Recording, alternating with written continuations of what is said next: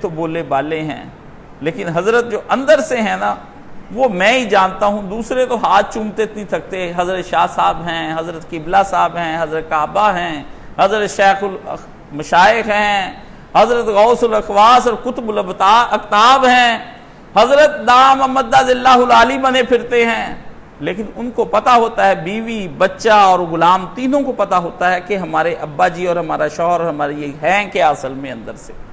اس لیے باہر سے جب کوئی آدمی ان کی تعریف کر رہا ہوتا ہے تو وہ تینوں میں سے اگر ایک وہاں موجود ہو تو وہ دل میں ہنس رہا ہوتا ہے کہ اے کاش تجھ سے وہ پردے اٹھ جائیں جو میری آنکھ سے اٹھے ہوئے ہیں، جو میں نے ان کو دیکھا ہے۔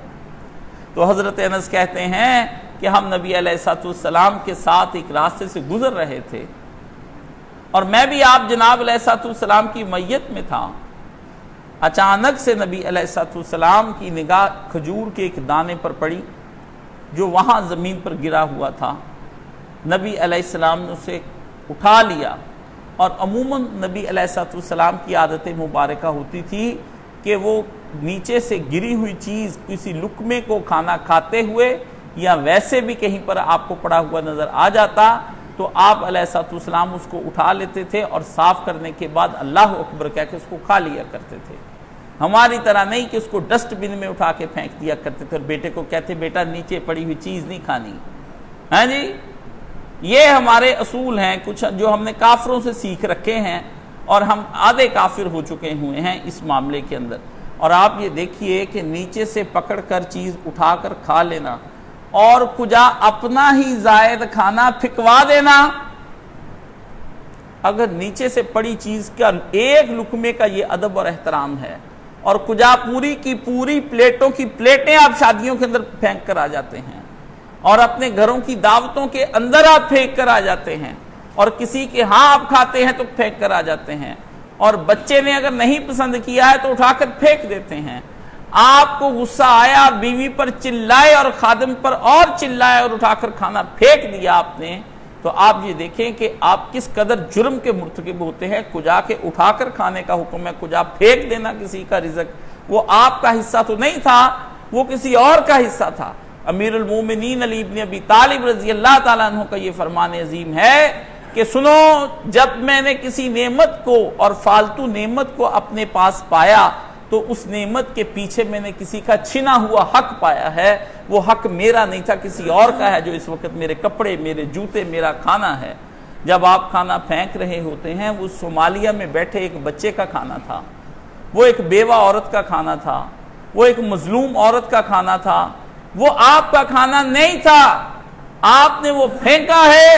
اب آج رات وہ بھوکا سویا یا وہ طوائف نے اس کھانے کے لیے زنا کیا، وہ آپ کے کھاتے پڑ جائے گا اور جہنم میں لے جانے کے لیے وہی آپ کو کافی ہو جائے گا۔ اس لیے عزیزان من، حلال کھانا کھاتے ہوئے بھی سوچئے کہ میں حلال کو کیا نبوی طریقے پر کھا رہا ہوں یا مشرکوں کے طریقے پر کھا رہا ہوں، یا اس نفس کو جو مجھے بھڑکاتا رہتا ہے اسی کے کھانے پر کھا رہا ہوں۔ یہ آپ کو کرنا پڑے گا، ورنہ آپ کا نفس کسی طور پر بھی تہذیب میں نہیں آئے گا، آپ نے اس کی کانٹ شانٹ نہیں کی ہے۔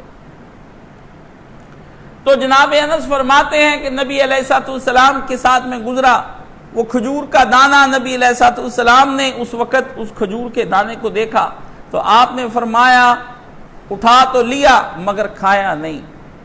حضرت انس نے نبی علیہ السلام کی طرف تعجب سے دیکھا کہ اللہ کے رسول آج خلاف معمول زمین سے اٹھا کر بسم اللہ واللہ اکبر کہہ کر کھاتے نہیں ہیں اس کو۔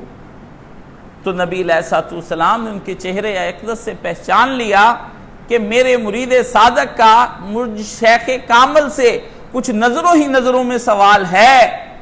اگر مرید صادق کا شیخ کامل اب اس کی نظروں کا جواب نہ دے سکے، اس شیخ کے کامل ہونے کا بھی کوئی مطلب نہیں۔ شیخ کو اس قدر کامل ہونا چاہیے کہ وہ چہرے سے پڑھ لے اور اس کے آنے سے، اس کے سلام لینے سے سمجھ لے کہ آج مرید کس مصیبت میں گرفتار ہے اور نفس کی کس کھیل میں وہ کھیلا جا رہا ہے، اس کے بارے میں اس کو پتہ ہونا چاہیے۔ تو نبی علیہ السلام نے ان سے کہا اگر مجھے اس کھجور کے بارے میں یہ خوف نہ ہوتا کہ یہ صدقے کی ہے، کوئی دینے جا رہا تھا صدقہ دینے کے لیے، راستے میں گر گئی تو میں ضرور اس کو کھا لیتا. میں نے اس ڈر سے اس لیے نہیں کھایا کہ کہیں یہ صدقے کی نہ ہو، کیونکہ رسول پر اور آل رسول پر صدقہ حرام ہے. آپ یہ دیکھیے، یہ احتیاط ہے پیارے پیغمبر صلی اللہ علیہ وآلہ وسلم کی کہ جو چیز پیغمبر پر جائز نہ تھی، پیغمبر نے اس ایک معمولی دانے کو بلا تفتیش و تحقیق کے کھانا اپنے لیے روک لیا، ممنوع قرار دے لیا. یعنی ایک مومن اگر کسی کی دعوت میں جاتا ہے تو اس کی دعوت پر دیکھے کہ آیا یہ شخص حرام مال میں ملوث تو نہیں، اس کے ذرائع حرام کے ذریعے سے تو نہیں آتے ہیں، تو اس مومن کو اس کا کھانا نہیں جائز ہے. اس لیے کہا گیا کہ اپنے کھانے پر یا متقی کو بلا یا اپنے کسی متقی کے ہاں کھانا کھانے کے لیے جا. فرمایا نہ کھائے، حدیث سے صحیح ہے کہ نہ کھائے تیرا کھانا سوائے متقی کے، یعنی متقی کے ساتھ مجلس رکھ. یہ نہیں کہ اب آپ اس حدیث سے کوئی اور معنی اخذ کر لیں کہ آپ متقی ڈھونڈتے پھرے سڑکوں پر. کون؟ جو خود متقی نہیں ہے وہ سڑکوں پر متقی کو ڈھونڈ رہا ہے. یہ بھی تو ہو سکتا ہے کہ آپ میرے اس جمعے کا غلط مطلب لے جائیں اور اپنا صدقہ و خیرات ڈھونڈنے کے لیے باہر ڈھونڈنا شروع کر دیں کہ شیخ صاحب وہ عورت تو نماز نہیں پڑھتی ہے اور وہ مرد تو ایسا ویسا ہے. شیخ صاحب سے پوچھنے سے پہلے جس کے دل میں اپنے تقوی کا زیادہ خیال آ گیا ہے وہ بہت بڑا شیطان ہے. ہمارے پروفیسر سید کیسر حسین مرحوم رضوی یہ کہا کرتے تھے کہ جس شخص میں غرور تقدس آ جائے وہ شخص اپنے وقت کا سب سے بڑا شیطان ہے کہ میں مقدس ہوں.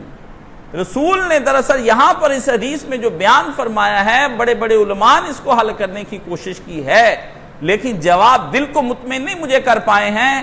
برکیف اللہ سے دعا کی تو خدا نے یہ ذہن میں ڈال دیا کہ پیغمبر نے یہاں یہ فرمایا ہے کہ جب بھی مجلس کرے اور اپنے ہاں تو کسی کو بلا تو تیرے ہاں تقوی والے لوگ آنے چاہیے. ایسے دوست بنا، ایسے لوگوں سے روابط بنا کہ جب وہ تیرے ہاں کھانا کھانے کے لیے ان کو بلا جن کے ساتھ تو بیٹھے اٹھے کھانا کھائے، تو متقی لوگوں کو بلا کر کھانا کھلا. اس لیے عزیزان محترم، یہ جو افطاری کی دعا ہے اس کے اندر تو یہی آتا ہے کہ تیرے صلی علیکم الابرار، کہ یاکل الابرار، تیرے ہاں کھانا نیک لوگ کھائیں. یہ ایک دعا کے اندر یہ بات شامل ہے. تو نبی کریم صلی اللہ علیہ وآلہ وسلم نے صدقے کی وجہ سے وہ کھجور نہیں کھائی. آپ کو ضرورت، باوجود کہ آپ کو ضرورت تھی، رسول اللہ صلی اللہ علیہ وآلہ وسلم 3 دن سے زیادہ کبھی آپ کے گھر میں چولہا نہیں جلا. پیغمبر تو ہر وقت خالی پیٹ رہتے تھے. نبی علیہ السلام کا دستور پیٹ بھرا ہوا نہیں ہوتا تھا. حضور علیہ السلام کا پیٹ ہمہ وقت خالی رہتا تھا.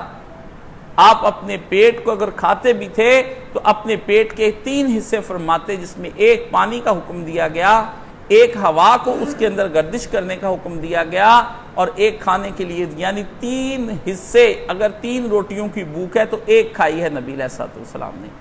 ایک کپ اگر آپ کو بھوک ہے تو نبی علیہ السلام نے کیا کیا ہے، اس ایک روٹی کے 3 حصے کر لیے ہیں اور تیسرا کھایا، باقی 2 رکھ دی. اور آپ کہتے ہیں آج کھانا اتنا مزے کا تھا، بھوک ایک کی تھی، 3 کھڑا کھڑا میں کھا گیا. آپ اپنے رویے کے بارے میں دیکھیں اور اپنے نبی علیہ السلام کے رویے کے بارے میں دیکھیں.